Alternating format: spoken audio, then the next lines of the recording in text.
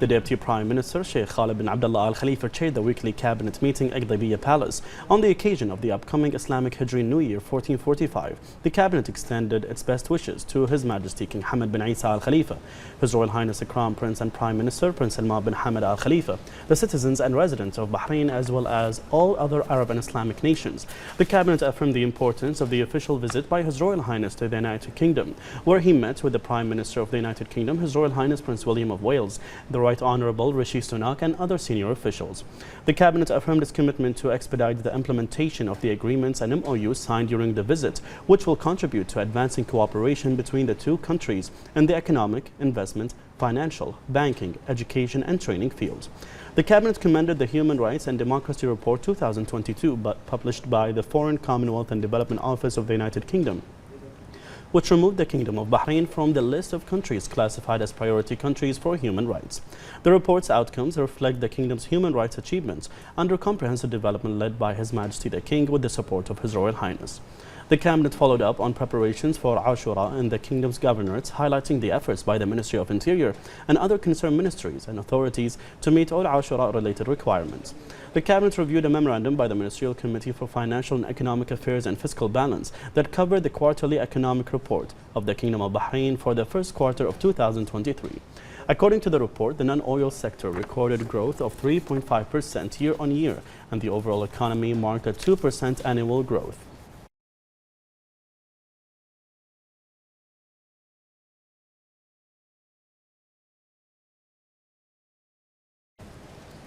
The cabinet then approved the following memorandums. A memorandum from the Minister of Interior on the establishment of a special platform to exchange information between GCC countries for combating money laundering, financing terrorism and other related crimes. And a memorandum by the Ministerial Committee for Legal and Legislative Affairs on the government's response to 10 proposals submitted by the Council of Representatives and a proposed law submitted by the Shura Council. The Cabinet reviewed the Minister of Municipalities Affairs and Agriculture memorandum on the decisions of the Kingdom's Municipal Council for the first session of the 6th municipal term. The Cabinet then took note of the following ministerial reports: the result of Bahrain's participation in the 6th joint ministerial meeting of the strategic dialogue between the GCC countries and the Russian Federation, the official visit by the Minister of Transportation and Telecommunications to the Swiss Confederation. The representative of His Majesty the King for Humanitarian Work and Youth Affairs, His Highness Sheikh Nasser bin Hamad Al Khalifa, affirmed that empowering the youth is the top priority of the Supreme Council for Youth and Sports, in line with the directives of His Majesty the King to support the youth. His Highness highlighted the support of the government led by His Royal Highness the Crown Prince and Prime Minister, which prioritizes providing opportunities to enhance the skills of the youth and empower them. He urged Bahraini youth to benefit from the programs and training opportunities that are on offer in the upcoming 12th edition of Youth City 2030.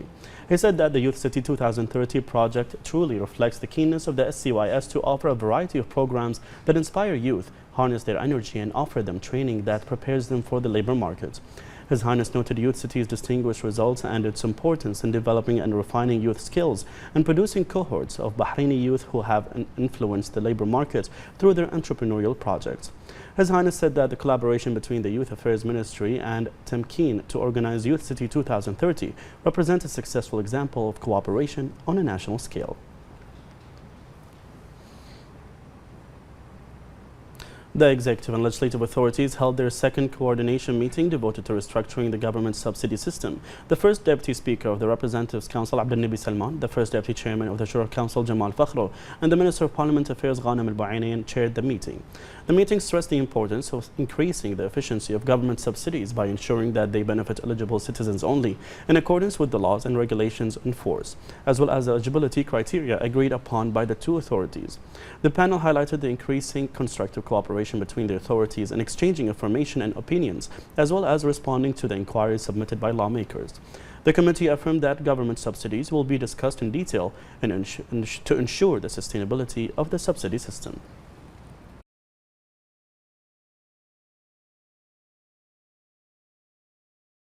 The Minister of Municipalities Affairs and Agriculture, Engineer Wa'ad Mbarak, inspected a rain insulator project in the Southern Governorate. The Minister affirmed that all citizens' requests submitted through municipal councils were taken care of by the Ministry before the start of the rain season. He noted that 57 requests were completed during the first half of the year, along with 31 requests in progress and 47 applications being processed. Engineer Mbarak highlighted that the Ministry, in cooperation with the capital municipality and the municipal councils, has completed 8,496 requests within the rain insulator project from 2006 until 2023.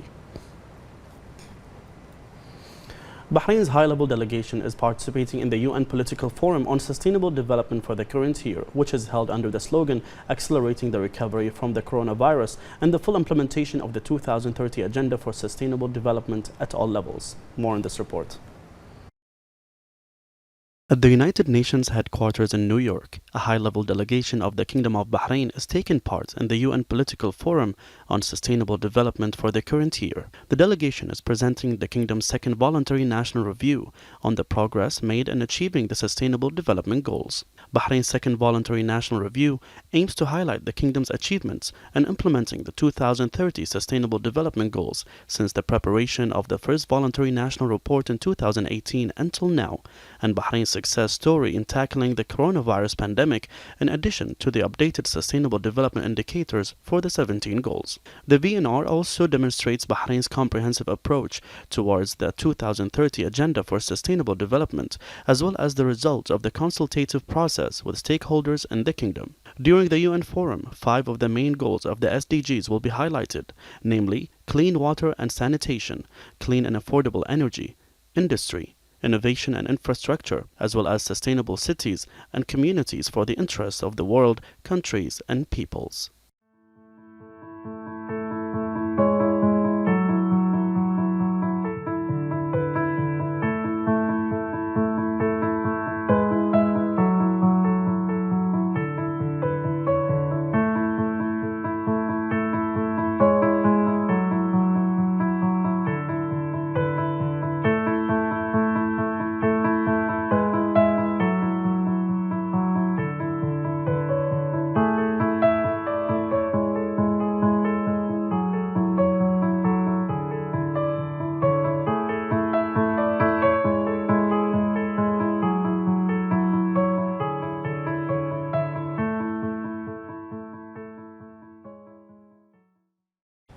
PwC Middle East announcement of the establishment of a regional service center in the Kingdom of Bahrain reflects the success achieved by the Kingdom in consolidating its position as an attractive center for innovation at the regional and international levels. More in this report.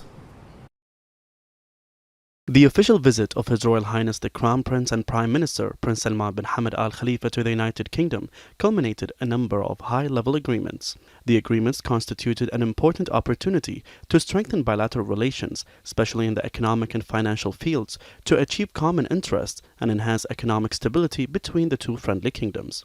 In this regard, PwC Middle East announced the establishment of a regional services center in the Kingdom of Bahrain to expand its services in the region by the first quarter of 2024, due to the kingdom's solid infrastructure, which has enhanced its ability to attract foreign investment opportunities. The center will provide strategic compliance and advisory services that will benefit a wide range of global institutions, which is in line with the company's strategic plans to expand its presence in regional markets based on the strong network of companies it owns. The launch of this project will contribute to securing 50 job opportunities for Bahraini citizens, with an operational goal of securing 250 jobs for the center in the future. Fitch Solutions, a research institution, expects the Kingdom of Bahrain to achieve an increase in the proportion of its revenues from tourism revenues for the current year by up to 29% compared to last year. More in this report.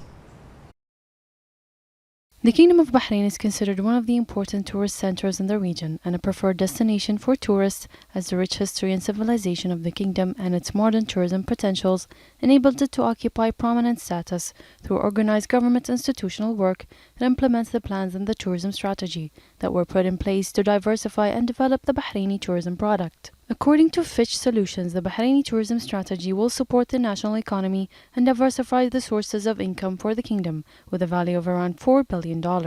This strategy is based on 5 important elements, which are infrastructure, strengthening licenses and regulatory procedures, intensifying marketing and promotion and developing partnerships with the private sector, building capabilities in the market within the tourism sector, and adapting digital technologies.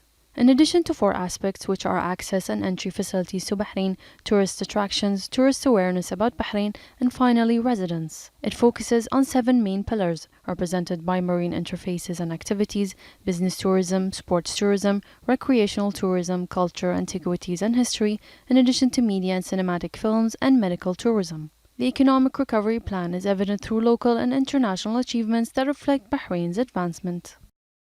The Telecommunications Regulatory Authority issued its quarterly report for the first quarter of 2023 on the telecommunications sector in the Kingdom of Bahrain, which showed growth in indicators, including mobile and broadband subscriptions and high data consumption.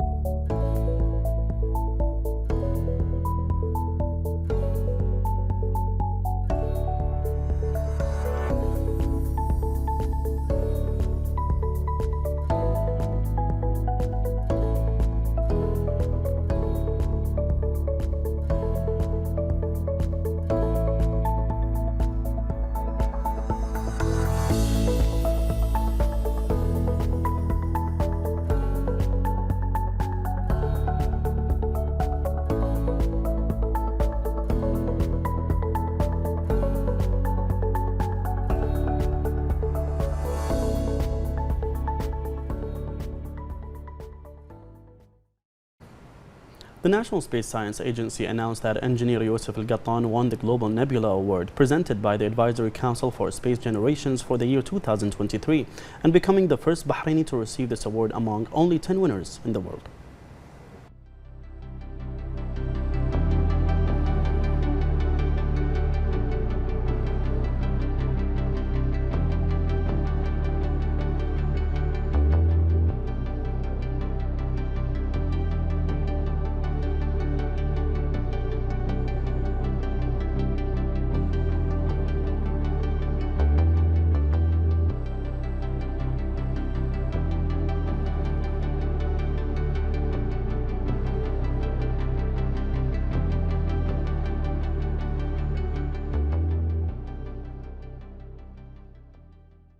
Oxygen is an advanced treatment that helps in the recovery of some incurable diseases through a special device in which the patient is placed for a specific time to inhale pressurized oxygen.